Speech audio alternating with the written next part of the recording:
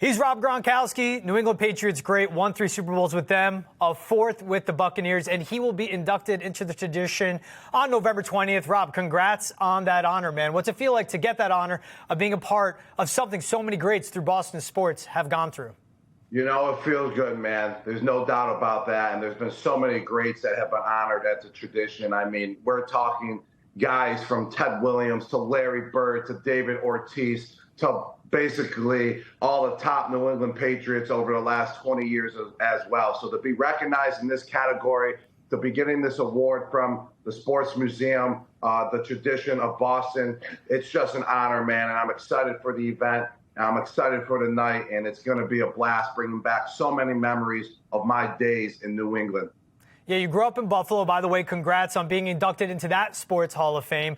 But obviously spent a lot of your years here in Boston. From growing up in a place where the fans are some of the most passionate in the world to coming to Boston where, again, it's like religion, what sticks with you to this very day of the experience of playing for the Patriots, obviously winning those Super Bowls, but more of being a part of the culture and the fabric of sports here in Boston? Oh, there's no doubt about it that the whole New England area, the city of Boston, is the #1 sports town in all of America. I tell people that all the time. I played in basically every city on the road. I played in Tampa Bay, which was cool, but it does not compare to the city of Boston. I can tell you that right now. The sports fans, they're passionate, they're loyal, they love their teams, and that's what it's all about. It's not about artists, it's not about singers. It's all about the sports teams in New England and the players. And it's all about the Celtics, the Red Sox, the Bruins, the Patriots. They live and die for their sports teams, and that's what makes New England so special, and that's what makes it so special to go out and play in front of the fans as well when I was there for 9 years. And certainly some of the smartest fans you'll come across as well. Now, I want to take it back to 2010 for you. You come into the league, you're a rookie for the Patriots, you're 21 years old, you are Gronk, you're a rock star. Tom, at that point, is 33 on his 11th season. Was there ever a point where you two had doubts of it working out because of the difference of lifestyles, or right off the bat, it gelled and you guys knew what would happen on the field? Yeah, we definitely did have difference in lifestyles, especially because of our ages. I mean, I'm 21 years old, should have still been in college, man, acting like a college kid. And he's 33, married, kids, and all that good stuff. But there was one thing that we had in common, and we both wanted to be great on the football field. And when that thing is in common, then you're going to figure it out. It doesn't matter what's going on outside of the football field. So that's what made that chemistry between Tom and myself so special, because we wanted to be great. He wanted to be great. I wanted to be great. The New England Patriots whole organization wanted to be great. So just to be under these, under the wing of just such great coaches and great teammates that were such veterans and so experienced, they brought me to the level that I needed to be at, and they showed me the way. So without him, without Tom, without Coach Belichick, without so many other veterans and great players around me, I definitely would not have been the player that I was when I was playing in the NFL. And keeping it back to when you first came here to Boston, do you think it was a blessing in disguise that Gillette Stadium and Foxboro was an hour away from Boston, an hour away from the party scene and Southie, or you found your way there anyway? And like we said, man, we saw the results on the field. You made it work anyway. Yeah, that's funny because every day when we were in Foxboro in the summer after workouts and we were like, Boston's too far, we can't go there, we would just laugh and be like, well, that's why we're one of the best teams in the NFL, because we have no distractions. We're in Foxboro, we're going to bed early, we're going to bed on time, we're getting our sleep, we're getting our rest, and we're getting ready for the next day because there was no distractions. Maybe you went to the local bar that was named Waxy's back in the day in Foxboro, but that's all, or you go to Bar Louie or something, but you go home early. So, yeah, no distractions being in Foxboro, I can tell you that. So that's why we were so great, and we always joked about that. When you look back on it, too, did you feel it in real time that we've seen guys in college that dominate, but then they get to the pros and everyone's on an equal level, I feel like physically? For you, it truly was a just beast amongst men. When you look back on that, did you feel it in real time, the stuff you were doing on the field of it's going to take 6, 7 guys to bring me down on every single play? Yeah, no doubt about that, man. That was my mentality. And here's a funny story. Scott Zolak, I was in a production meeting with him, and I told him that's going to take a whole entire defense to take me down. And then he went and said that on the broadcast of the preseason game. And then Coach Belichick brought it up to me in the meetings in front of the whole team. He's like, this is what we're saying now. It takes 11 guys to tackle us. And look I saw you get tackled by that guy right there, and everyone just started laughing in the meeting because Coach Belichick liked to keep a tight ship. He liked to keep you humble. So he just wanted to make an example out of me when I was young. To stop saying in the media that it takes 11 guys to tackle me, because then people are going to come for me. So that was just my mentality, though. I didn't literally mean it takes 11 guys, but that was just my mentality to have when I was going out there. Is I didn't want to be tackled. I was bigger, stronger than everyone out there. That it's going to take everyone to bring me down. Hey, man, you could say that. Every time I think of it, it's that one Redskins play where it took literally, I think, guys off the bench to come onto the field to tackle you there. You mentioned the feedback you'd get from Belichick, or more of, being called down the meetings. We've always heard about that. Do you, Tom Brady and Bill Belichick, keep in touch and check in with each other to compete who's doing the most in the media? Because it even feels like Bill at his age might be lapping even you and Tom with the amount of stuff he's doing.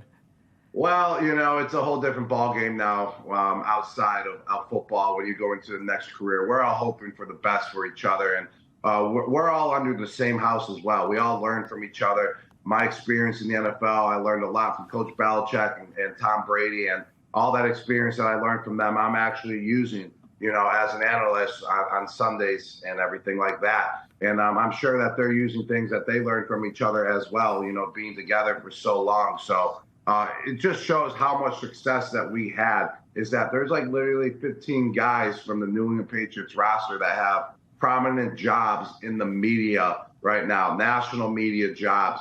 And I would say that's due to all of our success, all of the hard work that we put in when we were on the Patriots. And that's why we got so many guys like Devin McCourty, Julian, Tom, obviously Coach Belichick just dominating now in his second career in the media. So it's good to see him. We're all just cheering each other on. Yeah, you're right. That success obviously has propelled so many guys. Julian Edelman, Rob Ninkovich, both the McCourty twins as well, and all of you guys. But now we're looking at this new dynasty in the Chiefs. They're going for a three-peat. How do you see this Chiefs team stacking up with the dynasty that you guys established in the 2010s? I mean, it's very similar, man. And I feel like they're the Patriots 2.0, man. They definitely have a dynasty. They're dominating 3 Super Bowls the last 10 years. They got head coach Andy Reid, who's like Belichick, runs a tight ship. And then they got Patrick Mahomes, who's like Brady, Travis Kelce, who was like me, Chris Jones, who was like Vince Wilfork. So, I mean, they got so many guys that are similar to the tradition that we had going with the New England Patriots, kind of like the same way. Obviously, it's a little bit different how they run their program there in Kansas City, but just overall, big picture, it's like the Patriots 2.0, and they're absolutely dominating, man. And they're undefeated right now, and you got to give them their props. They're doing things right over there, and they know the game of football inside and out, and that's how you win.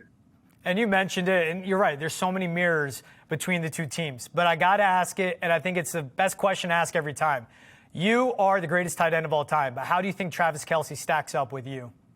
I mean, we're 2 totally different players, and Travis Kelce, his endurance, I mean, he's been playing a lot longer than me now. There's no doubt about that. He's my age, and he's still going, which is just absolutely incredible. And I always say he's the best receiving tight end of all time. I mean, you can't argue with that. I mean, how many 1,000-plus yard seasons he had in a row, and just how many catches he gets per game, how many first downs. So he's just doing an excellent job, and I'm proud of him, man.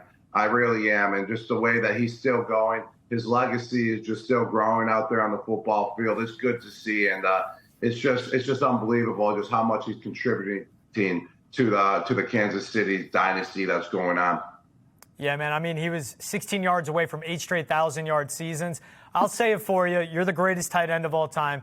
When you're watching Drake Maye on the field now, though, how many touchdowns would a 22-year-old Rob Gronkowski score with Drake Maye as his quarterback?